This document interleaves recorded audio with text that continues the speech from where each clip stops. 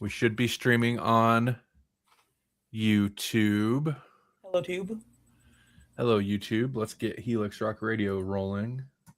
Hello, Okay. YouTube. Welcome to MeTube. Hey, Helix Rock Radio. Grawlix Nights.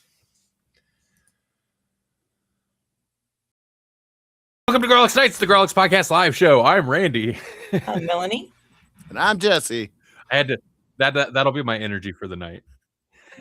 You just used it all up, man. That was it. That was the whole thing. That's the kind of show.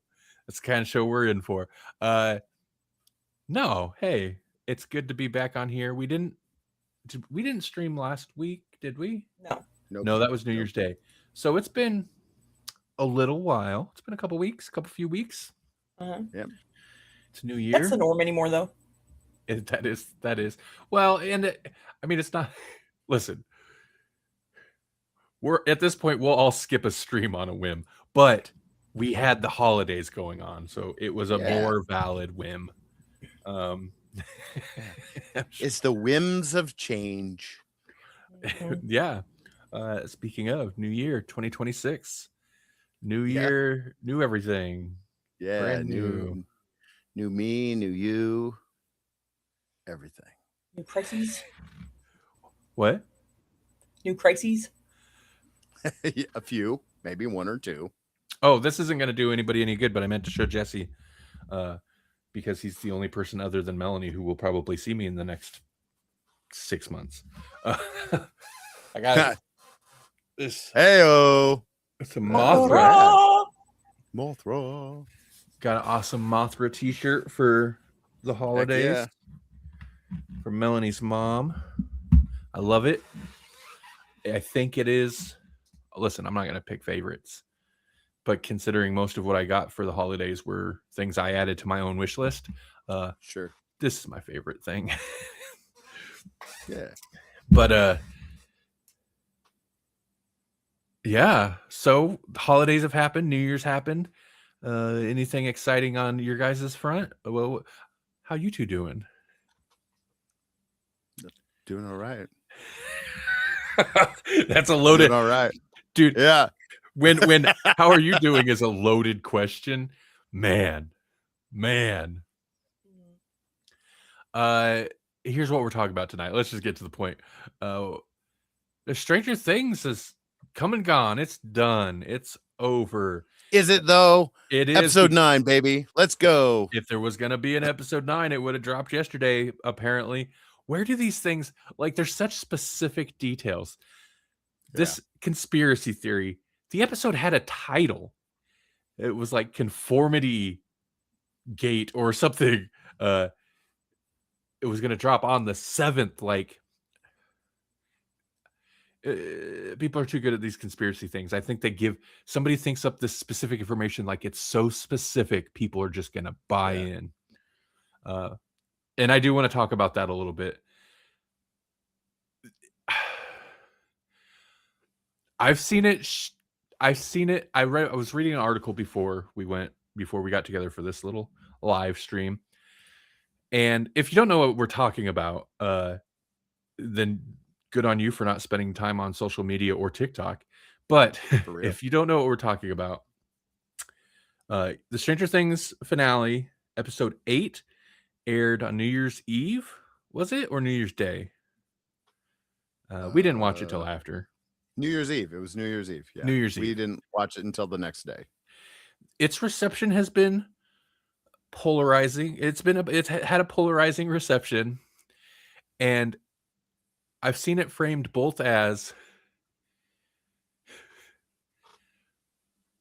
a very bad thing, and maybe the ending was too good, that this very specific conspiracy theory popped up about there being a secret 9th episode that they were going to drop on Wednesday, January 7th, and everything. The finale was actually like a lie. It was a misdirect. See, if that was the case, though, that 9th episode would have to be another 2-hour-long episode. Mm-hmm. This got so much traction that apparently Netflix Netflix's servers got crashed yesterday from people trying to check it out, Wow. refresh, see if it popped up. Oh, refreshing the thing, huh? Yeah. So this had so much traction, they put Netflix down by people trying to find it and see if it was, yeah. Um, yeah, I was reading a thing where they're like, maybe the finale, maybe they just ended the story like too good, as in like the ending was too good to be true, so people didn't believe it. Uh-huh. Yeah. No, most of what I'm seeing are people are like, dude, you know you fumbled an ending when people are like, that wasn't the true ending. There's actually a secret hidden episode that's going to be released that'll fix everything. I don't know. I guess it just There depends. was an awful lot of, we haven't been able to really even recap the second part. Right. Like we've only talked about the first part on here, and I had some pretty sizable concerns about the second half.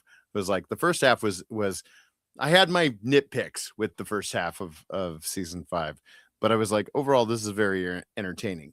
And don't get me wrong, second half's entertaining too, but it really starts to fall apart when I just start noticing it and going, what?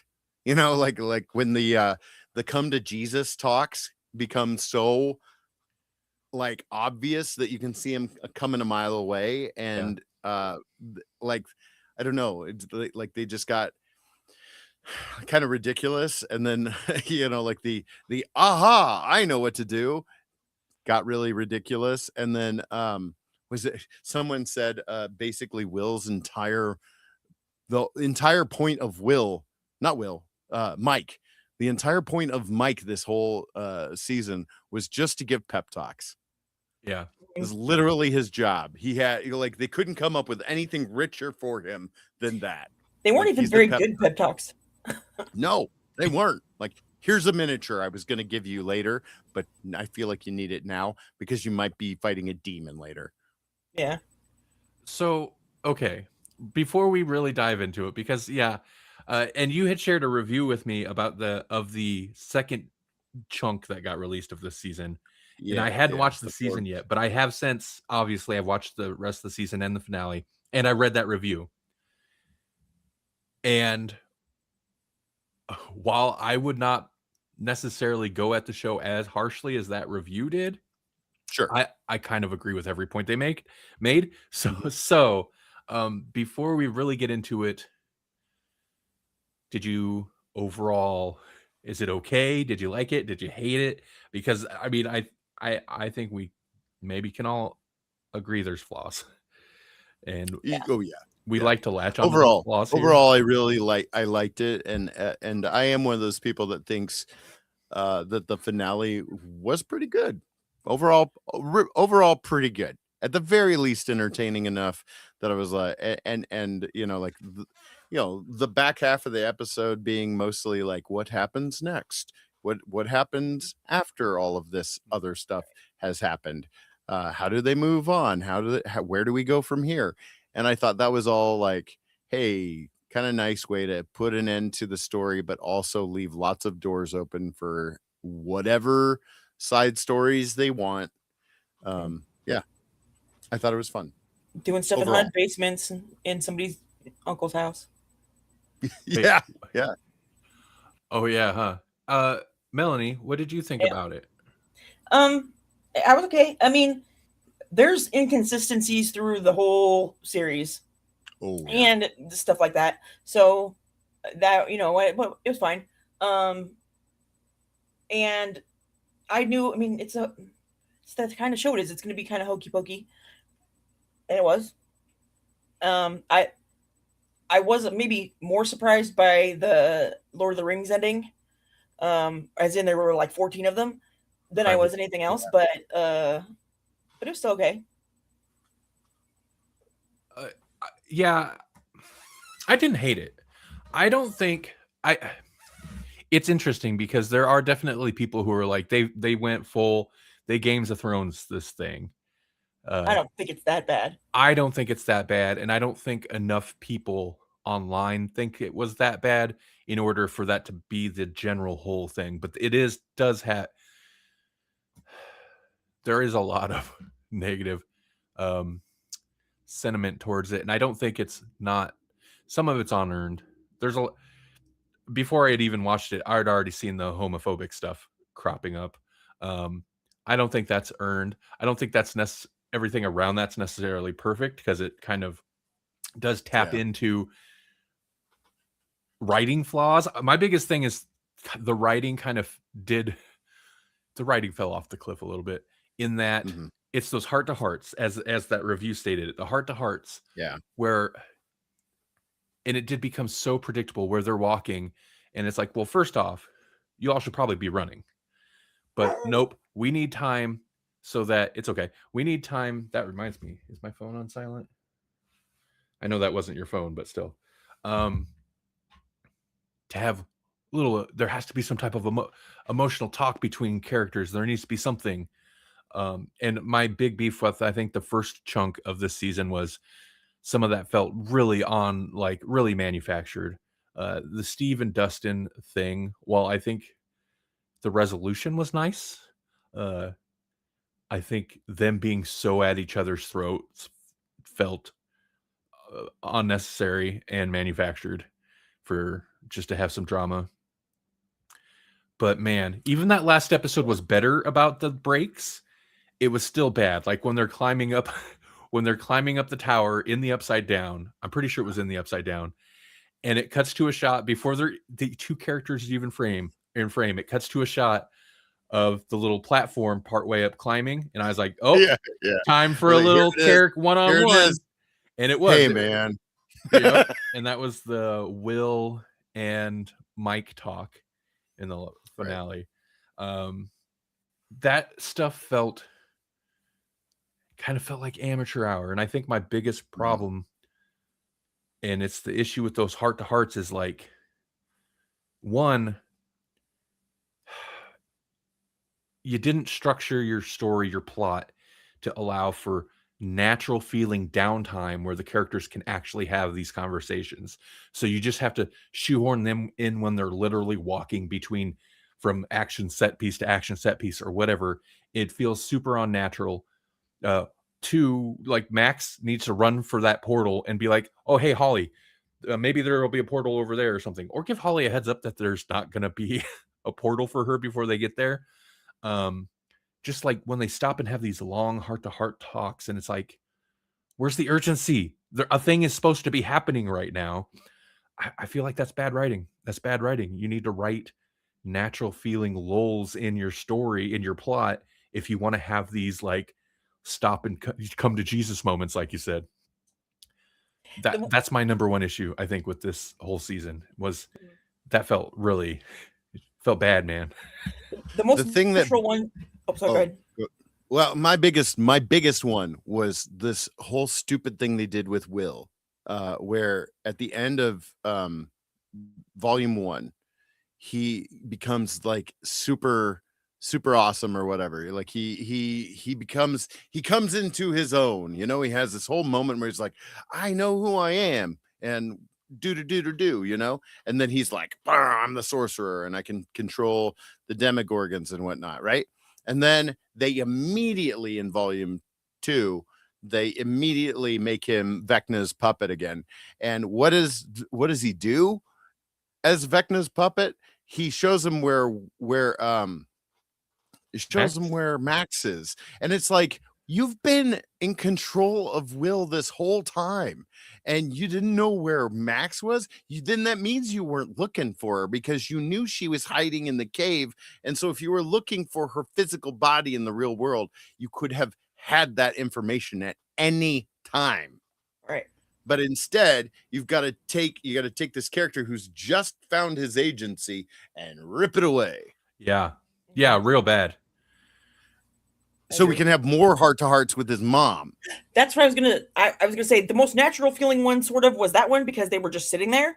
But then he has to turn around and call everybody in and have a big like meeting about it. And I'm like, why does it have to feel like an intervention? This seems stupid. I didn't hate the coming out talks, but maybe like we didn't need 3 heart-to-hearts about it, or 4, I guess.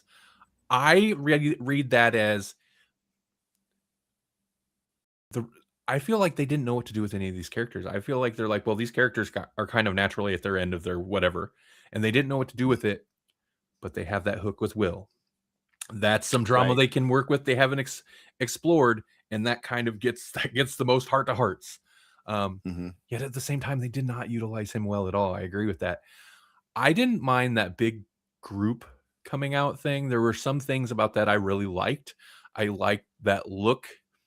Like early on in it, his brother had like smiled like right away. Like, Oh yeah, his brother knew. He was just waiting. sure. Like, Yeah. I like that little bit of insight into it.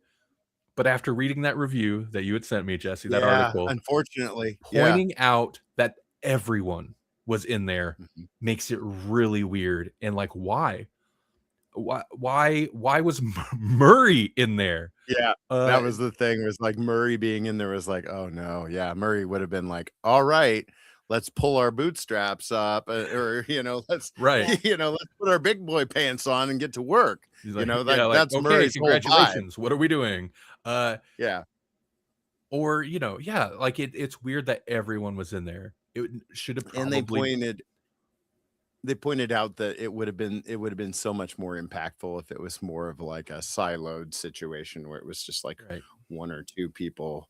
Right. And it was like that was hard to refute after I read that. I was like, oh yeah, that was clunky and weird. The core group and like maybe his brother would have been fine. Yeah. Right. I didn't hate that aspect. Obviously, that's an instant turnoff for a bunch of people. And it's like, yeah. Did you watch last season? This was clearly coming. Like, what are you talking about? But I don't know. There were outside of that, there were other weird.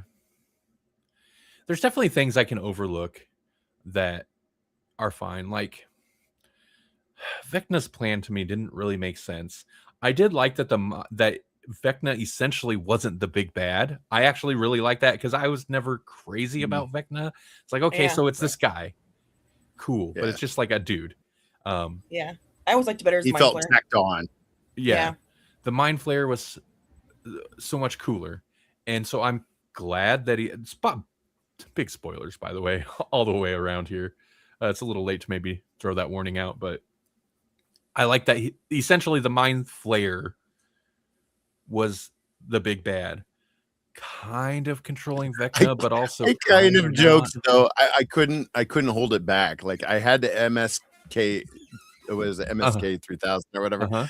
Or I had to. I was like, so we are Venom. We are Venom. Like I was like, oh, okay. They're one. They're Venom. I get it. Cool. Right. Well, and that was another thing that I was confused by. So his powers came from the Mind Flayer then, which means all of their powers came from the Mind Flayer. Because apparently his blood is what made all the kids have powers. Seems iffy man. To me. Oh, it got so convoluted towards the end where they were like, well, we'll just make everybody have babies. Yeah. And that's why we all have to die. 11 sucked this season. I didn't like 11. I don't think, again, they didn't know what to do with her. They definitely, nerfed her a bit. They nerfed the Upside Down so hard. I think we probably talked about this the first chunk, the first volume. That bothered me that's one of the things that bothered me in volume 1. It was like, what happened to Eddie at the end of season 4? Yeah. Is like, the whole time the Upside Down has been scary and weird. And now they're like, these creatures don't even live here. They live somewhere else. They live and there's like a weird bridge thing, and there's this wall, and it just they just had to make it like so convoluted in the 11th hour. And it's like, why couldn't all of this have just existed in the Upside Down, and he was just trying to pull the Upside Down? Right. I think I got that from the Forbes article too, but it was like, you could have done all of this without that weird bridge thing. But then they wouldn't be able to come up with power. Was that just padding episodes? What was that? Yeah. Climbing the tower. That's that makes it. somebody's dropping one of those kids as they're trying to get out of the downside up or whatever. You have to drop a child. It's not, nobody's coming out of that unscathed. No way. Oh, and they probably really wanted the melting building too, and they needed an excuse to do that. Except everyone came out of that unscathed, except for the poor gal from season 2, Right? who was unlikable, utterly unlikable. They didn't even try. Okay, good. It's not just me. I hated her. I thought she sucked, and I've seen people defend her on, whatever. You interact or you upvote or downvote one post on. I'm on Reddit all the time. One post on a subreddit, and Reddit's like, oh, "You want to see all the posts, huh?"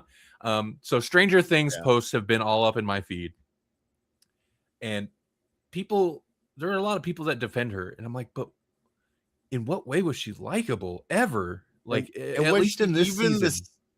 Was she even the same character? Because I think she was kind of likable in season 2, right? As dumb as that whole thing was, right.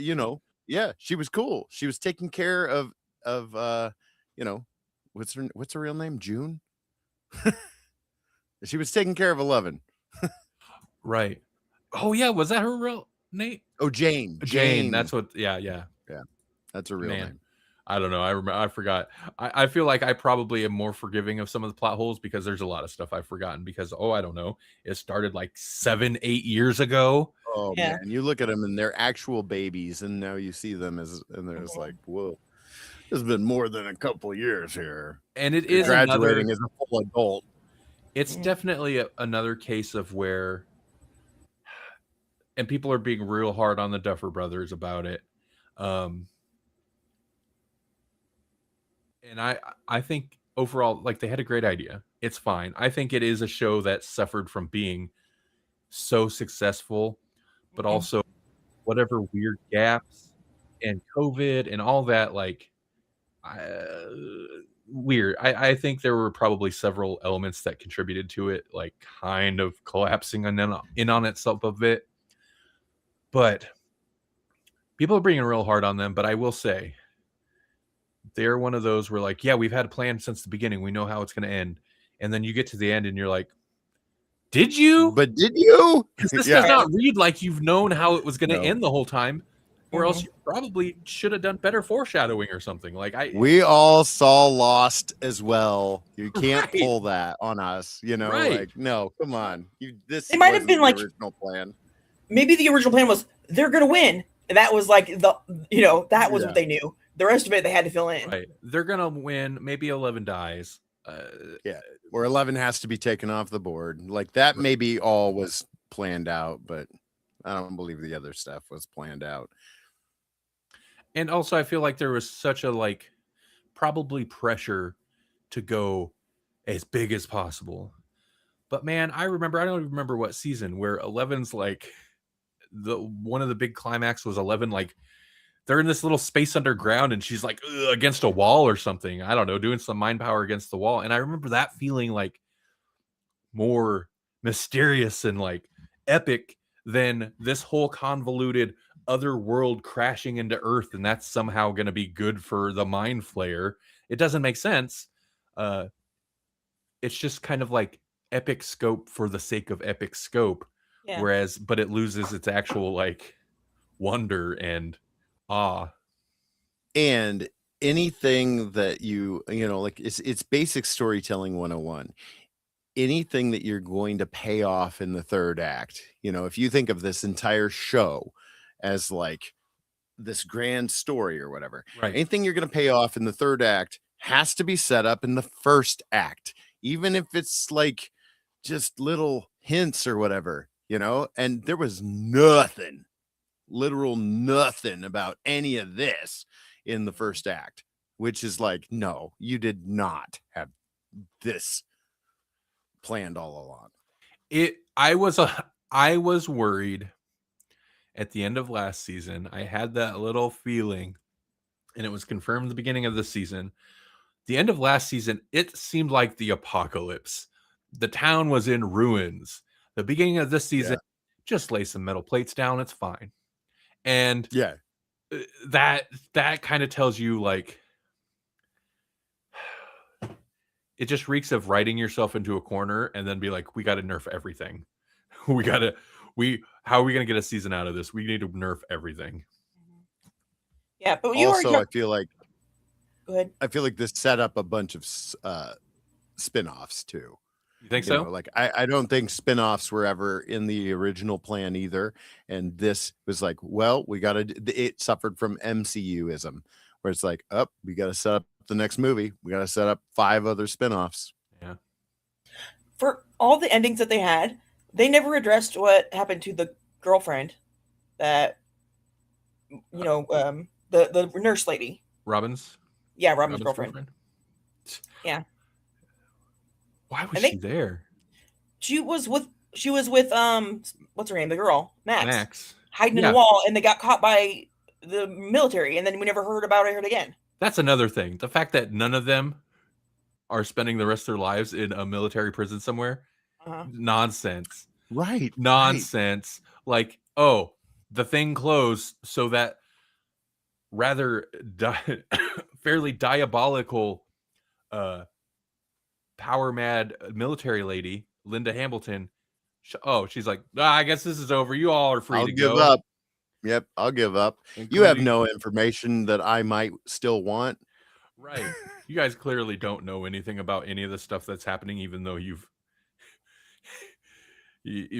thwarted a bunch of our plans and closed the whole thing. And we all know she wouldn't give up. She wants to make a superhuman to fight the AI monsters.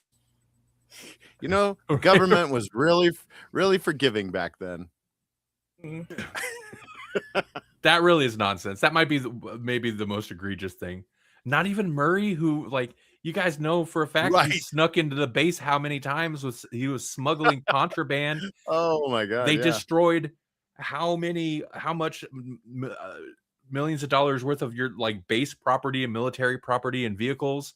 And I realize probably anything that happened in the Upside Down probably wasn't documented for the military. Right. But most of those people were involved with a lot of your soldiers dying.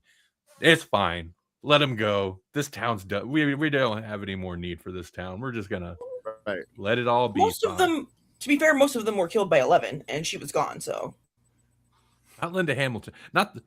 Wait, the one guy did get got though. The guy that they should have killed when they were torturing him. He got.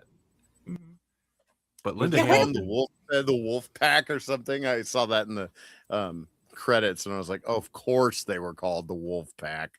They were. Oh, yeah. They never kill anybody, and that they need to. They should have killed her. They should have killed him. They should have killed a lot of people, and they always just leave them there. And that's half their problem, really. Right, and could have been a Batman ending. They just fell. You don't have to have someone kill them, but they can die. Right. Well, and it's also the thing where 11 will snap random military and science goons' necks all day long. Hopper will shoot military and science goons all day long. But once you get to the big bad or the guy who who you just know will come back to cause you trouble, let him go. I mean, I guess he's going to be the police chief. He's going to be a big deal still. Right. They'd all be branded as terrorists. Yeah. I feel like this was 80s logic, though. This is like 80s movie logic. You're right. That's probably how it would go down in a stupid 80s movie.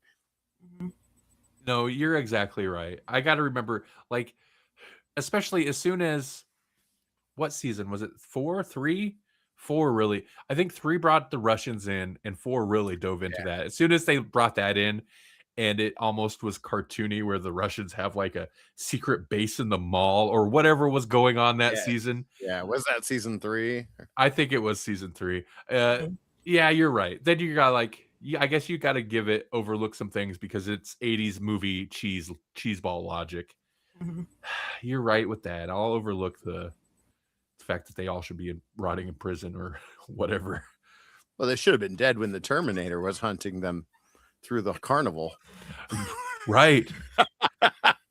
Nobody just gets away from the Terminator. I forgot about all that. Wow. I feel like this season also, it lacked. Almost every season had specific things where you could point to, be like, they're doing a Terminator, they're doing a whatever, any number of 80s movies where the Ruskies, where the Russians were trying to do some secret thing. They're doing a Ghostbusters, they're doing a E.T., they're doing a Nightmare on Elm Street. I think season 4 really hit that one hard. Yeah, that was so good. It was very Clive Barker / Wes Craven. Right. This season lacked. I feel like they did a Nightmare on Elm Street, maybe kind of callback, but like it lacked anything where I could point to, be like, oh, they're doing this, which is fine. And I some people don't really like that kind of like fan service or constant like referencing, but when they've done it so consistently throughout the show, and I struggled to find that in this season. Just flux capacitor. That's it. That's what we got. We got flux capacitor. Poor Joyce. Yeah. Sorry, go ahead. She always seems flabbergasted. She does. But, at least that's been kind of consistent in her character. She has been a baddie nutcase since the first season. At least the first season it made more sense, but she seems more mellow, but she's still like, ooh. Uh-huh. Oh, what was I gonna say? Oh, Joyce. Oh, go ahead. The big climax of the finale, where they're all walking leisurely to the structure when they get on that other world, so that they can have some more heart-to-hearts. First, I'm like, why are you guys just strolling? I know why. We're about to have probably 3 heart-to-heart conversations, but you should be running. What are you doing? Yes. Yeah. They kind of took Will off the board there, but when Joyce showed up in the structure after the fight, I was like, oh yeah, Joyce was there. Yeah. What's she doing there? Man. And then I see she had an axe, and I thought, that's what she's doing there. She's got an axe. That's why she's there. She's got a literal axe to grind. Mm-hmm. And that's what they did. Yeah. I love that you call it the structure instead of the inside of the mind flare. Well, it was the inside of the mind flare, but we didn't know that yet when they first got there, and it was just like, that was probably the coolest reveal of the whole dang thing. Yeah. I do. One sentiment I've seen going around that I do agree with: the smoky, weird, shadowy version of the mind flayer was way cooler. It looked super cool. I don't mind the big kaiju mind flayer, but man, the smoky one, the design just looked cooler, and the actual physical one just looked a little bit more like a crab or something. But I didn't hate that. There was some hokiness, like, just get it to chase me over there, and you guys go climb those mountains. They're gonna get up there in time. Oh man, we had a hard time with that one. It was like, wait, you guys are gonna climb those mountains? Like, you know how long that takes, and they're not even close. Like, no, right? What? Look at how fast this thing is. Only like 2 of them ended up climbing anything. Yeah. My favorite part of the whole thing, even though it didn't really make necessarily the most sense, though, was the kids.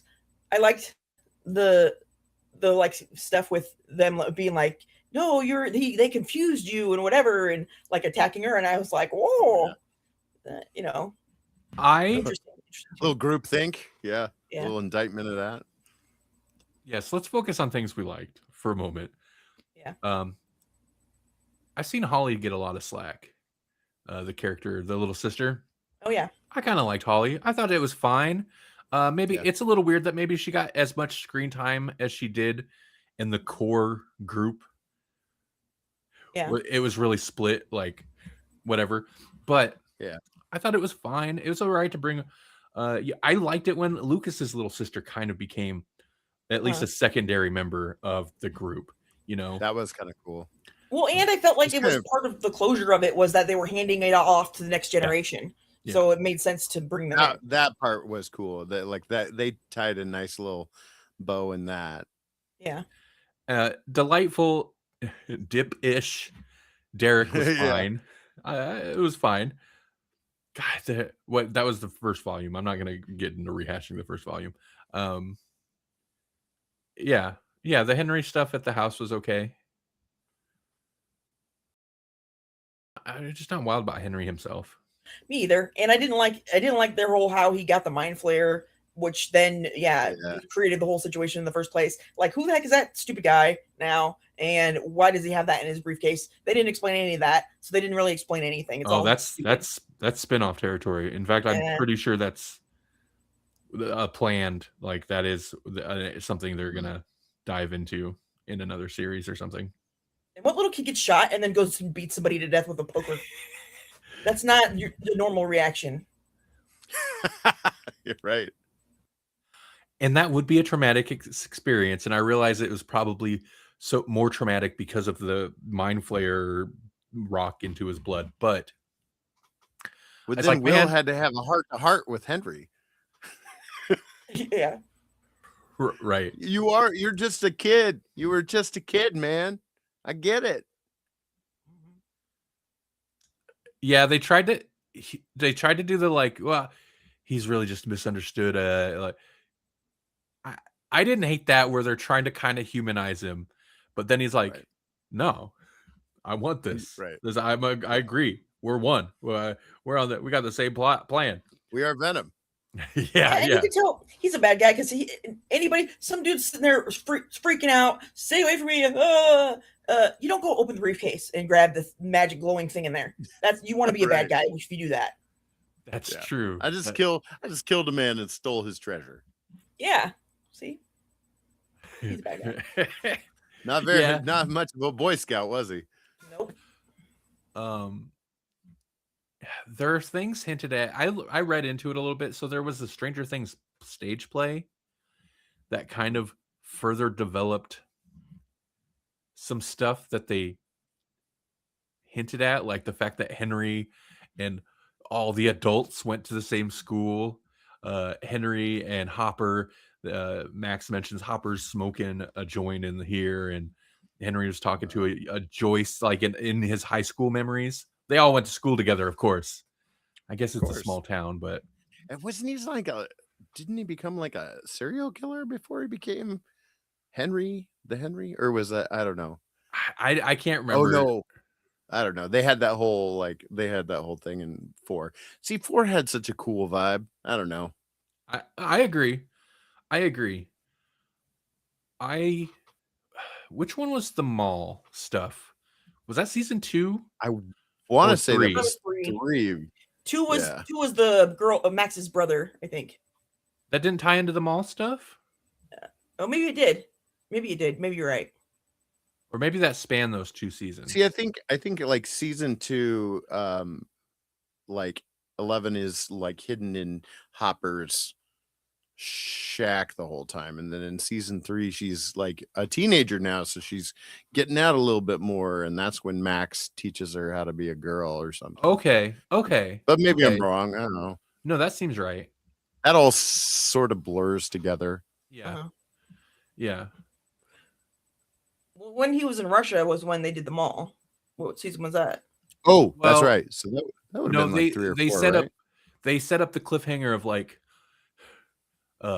Hopper's dead at the end of that season.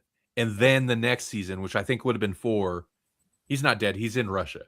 Oh. Right. So the Russia stuff does extend over to from season 3 to 4.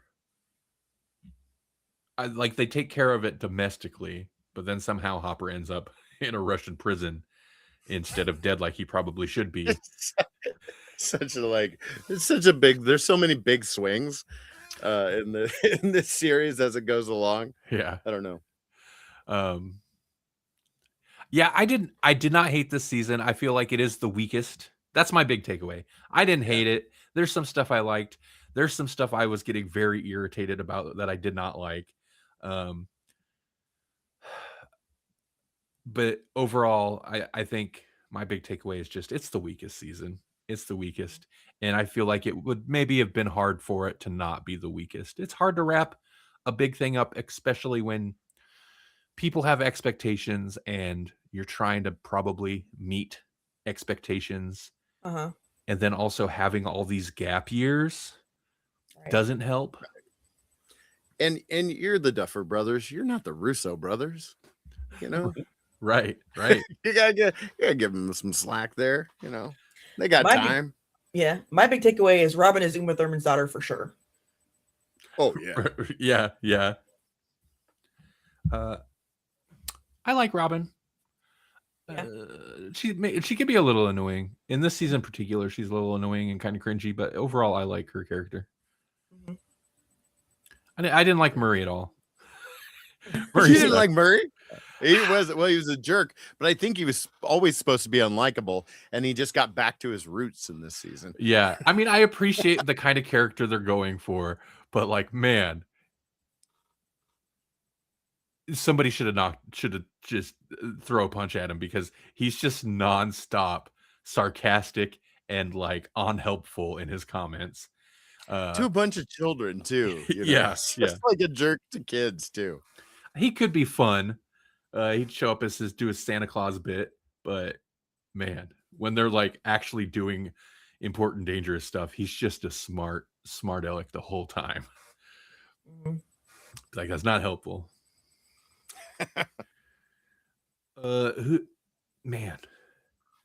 Elle. I don't know what it is. I try not to be biased about outside of the show stuff with the character. I don't know why. I know I mentioned this last time. I do not have a super favorable opinion of Millie Bobby Brown. I don't know why. And I feel like it maybe impacted my opinion of Elle this season. I thought she didn't seem like she was acting at all. She seemed upset or something the whole time. It's like they made, they've always made her kind of wooden and whatnot, but it's just like at this point, it didn't feel authentic anymore. It's like, okay, I get it. You had a really weird childhood or whatnot, but like at this point, you've had friends for a long time. I don't think you'd be this closed off and guarded and, I don't know, ready to die. I mean, like, let's just, I don't know. Kali's whole thing was like, I'm not buying it. And, I mean, like, I guess that's what lent credence to Mike's little story about what happened, which clearly is what happened because they showed the scenes. But there's this big question, like, didn't it? It was like, well, why is this even a question? They shot scenes. This is just his imagination. Is that what we're saying? Yeah, that's a good point, because why have the scene of her walking a place where there's the waterfalls? Well, that makes me like her even less then, because you could at least leave a hint or let somebody know, Let Hop know, man. Yeah, exactly. If anybody who's you can trust is not gonna let the secret out, it's Hopper. He kept you hidden from them for years. Yeah. If it was his choice, he wouldn't have never let you out of the shed. You guys somehow had a underground railroad system under the whole town. Oh, that was Will. Remember, this is another thing that's so convenient. While he slept, Vecna was digging with Will's brain. No wonder he always looked tired. Right. Was it tired and sad? Sadie Sink, the actor or actress, whichever she prefers, of Max, she had said, I seen some clip where somebody asked, like, so is Will's story true, or is it just a story, do you think? Is 11 alive, or is she gone? And her interpretation, and it's always interesting to kind of, get the actor's interpretation, because like you think they would have some insight that the viewer wouldn't. Her interpretation is the Mike story was just a nice story, and 11 is the character's dead. I don't know. I don't know, but they did a weird. You didn't see her blow away. It was a weird, like, fade out or something. Yeah. So that's weird to me. Yeah, I feel like a little right. Yeah, And I feel like they're trying to maybe focus on like some fuzziness, like what's her name's illusions kind of get, but they did keep that kind of vague. Wow, how long we've been going? We really talked a whole hour about Stranger Things. We can do it, man. If we like a thing, we'll tear it apart for an hour. We can do anything because we're amazing. We are amazing. We are amazing. I wonder if there's other things that are amazing. There is. You want me to tell you what? Yeah. Jurassic Park.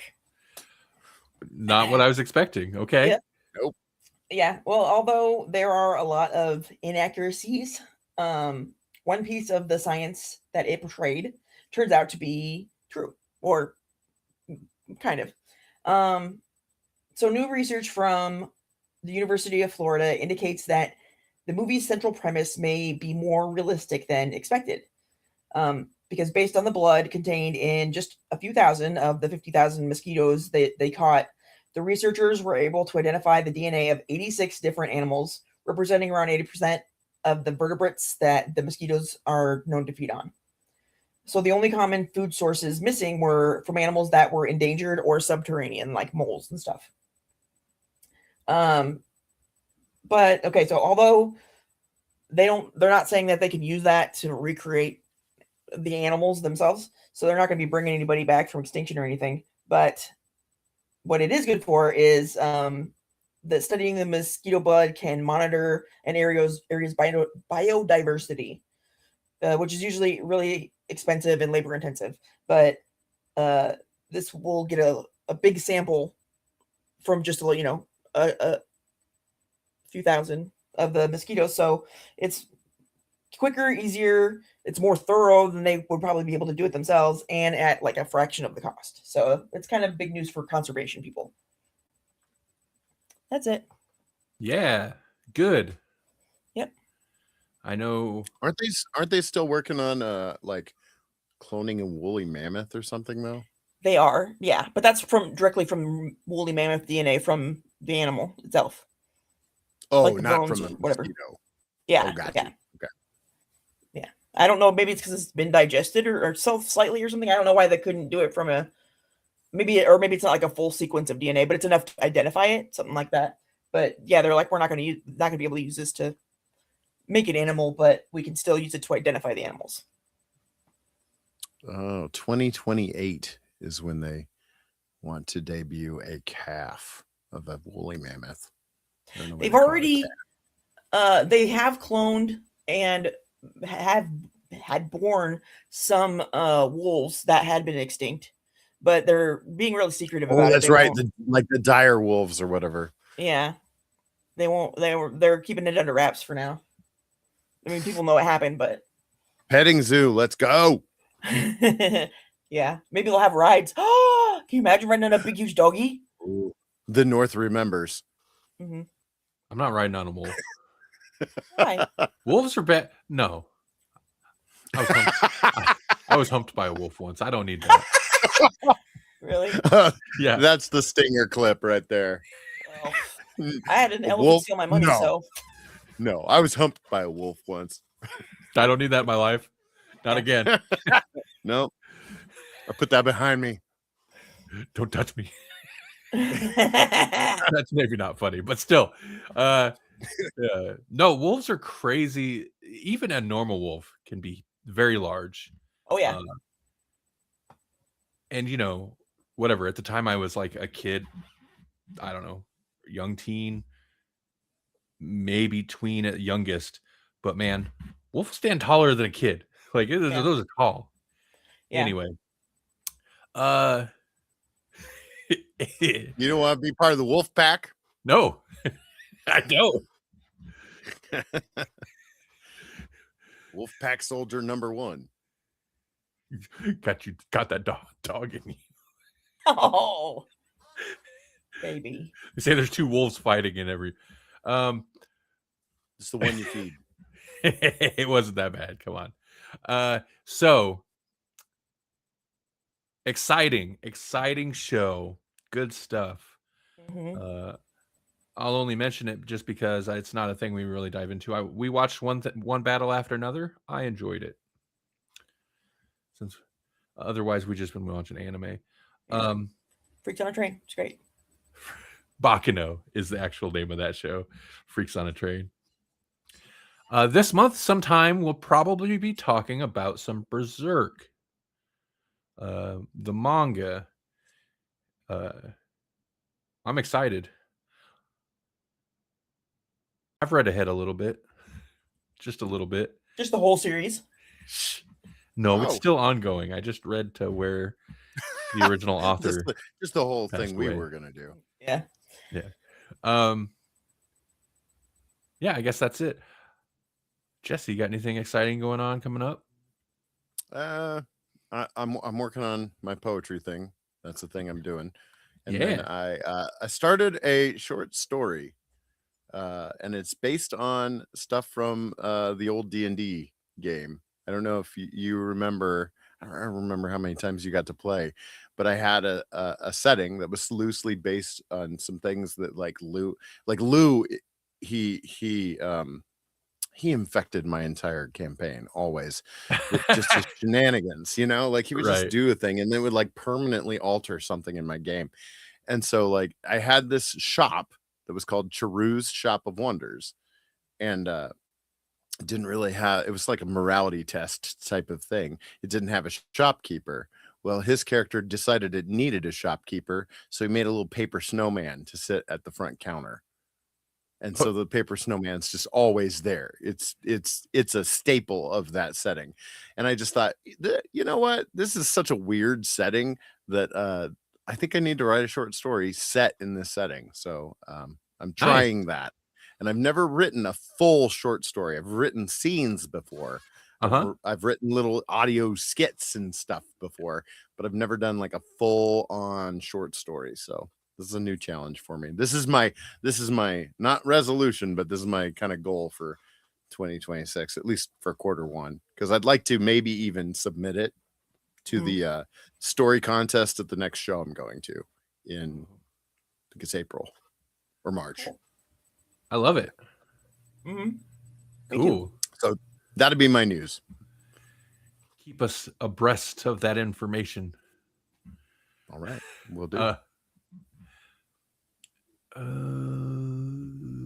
Edge of the Abyss. I'm doing that tomorrow night on Helix Rock Radio. That's the thing I'm still doing for a while.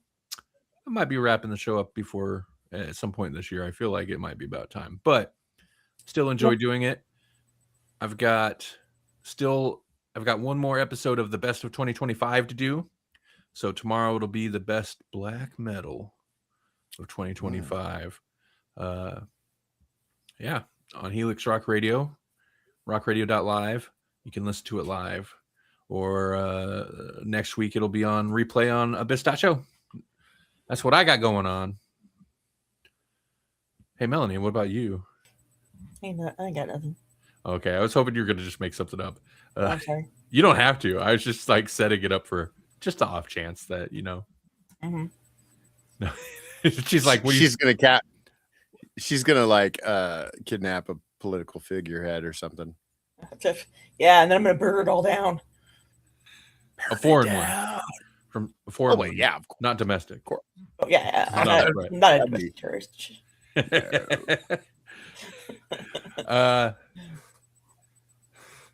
Next week, be like, well, Melanie's a mercenary now. She's a gun for hire. Get ready. A rebel like She-Ra. Yeah, there you go. Yeah. All right. I think that's it. Thanks for watching. Thanks for listening, everybody. Have a great weekend. Thursdays can get bent. Grawlixpodcast.com. It's GRAWLIX podcast.com.